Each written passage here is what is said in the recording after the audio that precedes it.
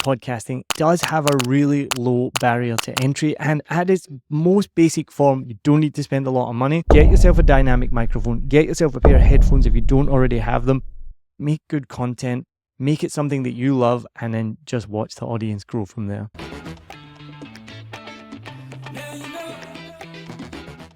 Welcome to another episode of Smarter Podcasting with me, your host, Niall Mackay, the podcast guy.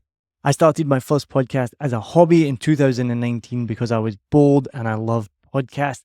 That podcast has now gone on to be in the top 10% of podcasts worldwide, and it's my baby and I absolutely love it. It's called A Vietnam Podcast. But I started this podcast to help people like yourself build your own podcast from nothing, and that's what today's episode is going to be about. I created the business 7 Million Bikes Podcasts, and we've now helped over 50 podcasts around the world, produced over 700 episodes, helped with millions of downloads, and helped podcasts get to the top of the podcast charts as well.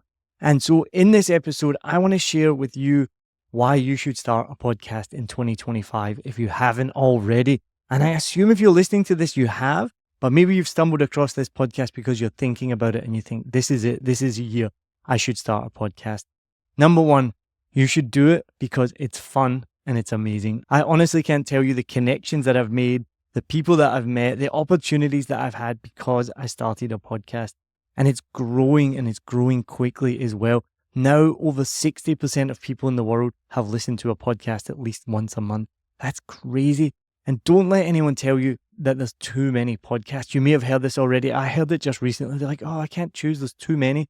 I have never once in my life heard anyone say that there's too many shows on Netflix, that there's too much TV, that we need to stop making movies.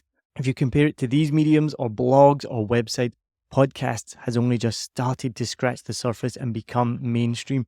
And in fact, as we come out of 2024, we've just had what's called by many people the podcast election, where podcasts shaped who became the president of the United States of America. So podcasting is going nowhere. And now is the time to start one if you haven't already, or if you do have a podcast, to take it to the next level. One of the biggest barriers to people starting their own podcast is because of the equipment needed to start their own show. And one of the beautiful things about podcasting is it does have a really low barrier to entry. And at its most basic form, you could record a podcast on the microphone on your phone and then publish it really easily, really simply. It might not be the best final product, but you can do it. I don't actually recommend that because I want to make the best podcast possible, but it is that easy to start a podcast. The video that I've just produced that is part of what you're watching right now is how easy it can be and how little equipment is needed to set up a podcast and how you don't even need the proper space to do it. I'm recording right now in one of the meeting rooms in my buildings that I rented for a couple of hours. It's honestly probably one of the worst locations outside of on a highway or next to a busy motorway. It's one of the worst locations that you could record a podcast in. One of the things I learned really early on from my good friend Lewis Wright, who's helped everything I've done since I started podcasting, is about the sound and how to make the sound better. And he showed me something really simple, and it's just the clap test. Hey, the clap like that. I know what you're thinking. When you clap in any room, you'll be able to hear the echo of that noise. And if there is an echo, it means it's not great sound. It means the sound vibrations will bounce off of all the walls and the mirrors and the windows and the floors. And that's why a really expensive podcast studio, it will be carpeted. It has acoustic panels built into the walls, in the ceilings. And if you clap your hands, it will just be a dead, muffled sound. I remember I went to visit Lewis Wright at his recording studio. He worked for a professional music production company here in Saigon, and I walked into his studio and there was literally no noise, like no background noise, no nothing. It was dead silence. And I was in there for about, I think, 1 or 2 minutes. I was like, Lewis, I need to get out of here. I feel sick. And he's like, oh yeah, I forgot about that. That's really normal in the beginning because there's no sound. Your brain is not used to not hearing anything. And that's for super professional recording situations where you're producing really professional music. I don't have a professional studio yet. I'm going to get one soon. But in the meantime, I record wherever and whenever I can. And I've moved about a lot lately as I'm trying to find the right spot. If you go back and check out my last video, this was a test in itself. And from a quick look at the results from that last video, the results were pretty good. And one of the reasons is the equipment that I'm using. And you don't need to spend a lot. I started off with a Blue Yeti condenser microphone, and I tell everyone, don't do that. Get a dynamic microphone. You don't need to spend a lot of money, but get any dynamic microphone. It means it only picks up the sound in front of you. You can get them for probably less than $50. And during the pandemic, I was using a headset that I found in the house to record online. I didn't realize till months later when I looked it up, it was actually a $10 headset. It wasn't perfect, but it did the job. So don't stress too much about the equipment you need. Get yourself a dynamic microphone. Get yourself a pair of headphones if you don't already have them. Everything these days can be plugged in via USB. I use a PodTrack P4, which lets me use an XLR cable, which gives a little bit more quality. But just get started with USB. I assume most people have a computer these days. Plug it into your computer and get recording. The other thing, as you may be watching this on YouTube right now, is do you need video? In 2025, the short answer is yes. Now, video adds more equipment, more editing time, and more cost, essentially, and time to making a podcast. But in 2025, it is completely worth it. So I did some videos on Zoom before. They were pretty terrible, but some of them got some good views. Then I started using my iPhone. I used the 4K camera on that, and that was incredible as well. You get 4K footage from your iPhone. Just remember, if you have any recent model of Samsung or Apple or Oppo or whatever brand, the camera on there is going to be better than probably anything 5-10 years ago. So just remember, you have a supercomputer, a super camera on your phone, and you can use them as well. Get yourself like a cheap tripod, or look, even just lean it up against a book. Anything that you need to do. I have finagled so many things to make sure that I can have a good episode. And you won't believe it right now, the camera I'm using right now, I've just upgraded recently to the Osmo Pocket 3, which is more for vlogging and taking around, but it has incredible footage, so I'm using it today. That right now is on top of a microphone box because it was too low, and I was like, how can I make it higher? I didn't want to go back and get my tripod, so I just propped it up on a box. The more you do podcasting, the more you figure out these little things that can help produce quality episodes. So do you need video? No, but should you do video? Yes, especially in 2025. Do you need a lot of equipment, a lot of expensive equipment? Do you need a studio with acoustic sound panels renting out for hundreds of dollars an hour? No, you can just get started and get the basic equipment and start making a podcast now. Honestly, it will be worth it. Another big barrier to starting a podcast is one thing that a lot of people think is, who's going to listen to this? And just don't let those self-defeating thoughts hold you back, because we all think that. Even after I've been doing this for 5 years, I've done three of my own podcasts. I've made several others. I still ask myself this. Even right now, as I'm recording this, I'm thinking, who's listening to this? And to be honest, even if it's one person, does it matter? That is incredible. As I said right at the beginning, do it because you love it. And then don't worry about the audience. I found that they come, and every single person is unique in their own way. One of my favorite comedians, Bill Hicks, says that just be yourself and nobody else can be you. And I remember that all the time. Even recently, I was looking at another podcaster, another YouTuber, and I was thinking, wow, they're amazing. What can I do differently? And then I reminded myself, just be yourself, be you, and somebody will connect with that, and people will want to hear from what you have to say. So don't worry about building an audience. Not everyone's going to be the next Joe Rogan. Not everybody wants to be the next Joe Rogan. But you can build an audience that will follow you and will listen to you and will connect with you. So don't worry about building an audience. Just get podcasting and then be consistent. Post regularly. Post everywhere you can. Share it with friends and family. Make it great. Make good content. Make it something that you love, and then just watch the audience grow from there. Now, along with posting consistently, one of the most important tips that I can give you that you will read about consistently is being consistent with your content. So that means choose a day, and honestly, it doesn't matter what day it is. It doesn't matter what time it is, but just choose a day and a time and publish regularly, whether that's once a month, once every 2 weeks, or ideally once a week. If you really want to build an audience, just choose that same time and date and publish consistently there so your audience know when you will be available. So your audience knows when your podcast is going to be out. And the other big tip, and I cannot stress this enough, is choose your niche and make your niche something that you're really passionate about, because honestly, there is an audience out there for everyone and everything.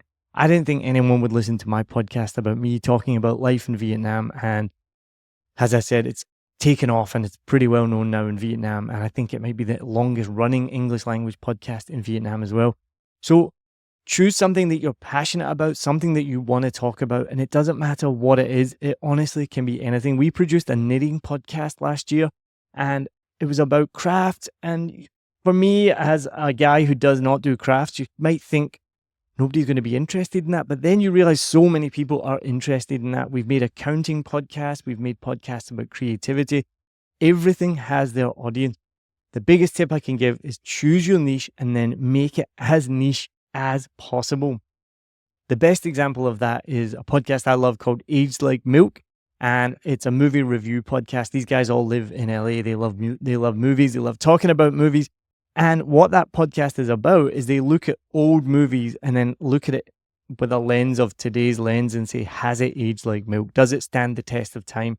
And I love that. It's not just a podcast of three people saying, hey, we all love movies. Let's just chat about movies.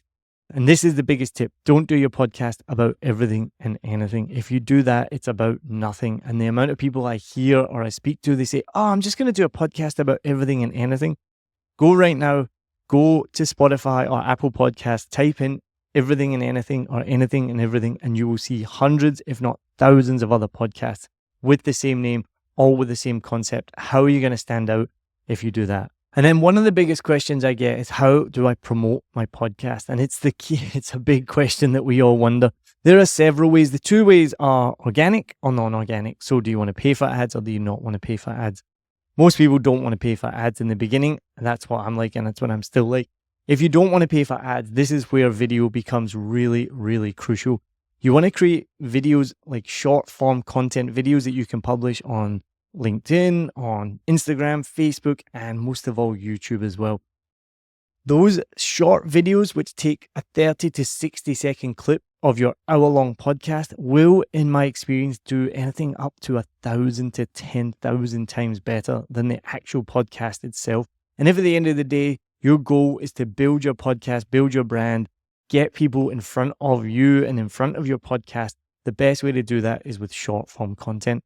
And you may read some blogs, you may be given some advice to where they say, if you don't do video, then do audiograms, which is basically like a moving image on the screen with the words up and then obviously the words in the background if you've got sound on. I've tried that. They perform so badly. None of the platforms want to push that. None of the platforms want to push that content. And remember, you're at the whim of the platform. You upload an audiogram with just some moving images and text. Instagram, Facebook, YouTube, they're not going to show it to anybody, and people who find it aren't going to watch it. And if the audience isn't watching it, they'll show it even less.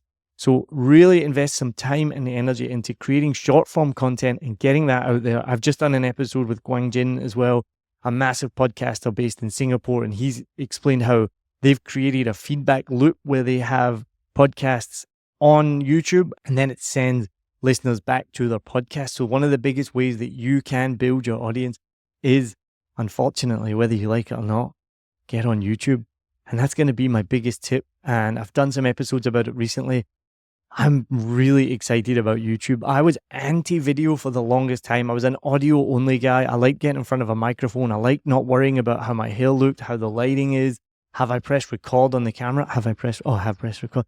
Now that has definitely happened to me before. So I was anti-video for the longest time. And then over the last 6 months, I've really gotten into video. I really like it. I've become accustomed to seeing myself on camera. I'm already accustomed to hearing my voice. So now I'm getting used to what I look like. I still make mistakes. I still don't have the lighting on right, or I have the wrong setting on the camera. I've had cameras, I was using my iPhone to record before and it overheated and just stopped recording in the middle of it. I had another episode where I ran out of storage on the phone and it stopped recording. But, these are things that independent podcasters like me and you just have to suffer. And I am still an independent podcaster. I do run a podcast production company, but myself, this is just me. There's nobody behind this camera right now. There's no one else in this room. I don't have a producer. I have an editor, but that's about it. So I would say be prepared to make mistakes, and I'll share them with you. Make mistakes, mess them up, but just do it, get into it. And I always say, even to my team as well, just always aim to be 1% better. And nobody can start perfect. And I know that holds a lot of people back because you want to start with the best product possible. You want to start perfectly. I think it's a trait that I actually have that is quite good, that I am prepared to just put myself out there and I'm prepared to do things badly. And when you go back and look at some of my early episodes, the video quality is awful. The lighting's terrible. So I've made mistakes. Even recently, last week, I did an episode where afterwards, the episode with Guang Jin, go and listen to it. I have to do a disclaimer at the beginning. The microphone wasn't connected properly, and I think it was the sound coming through.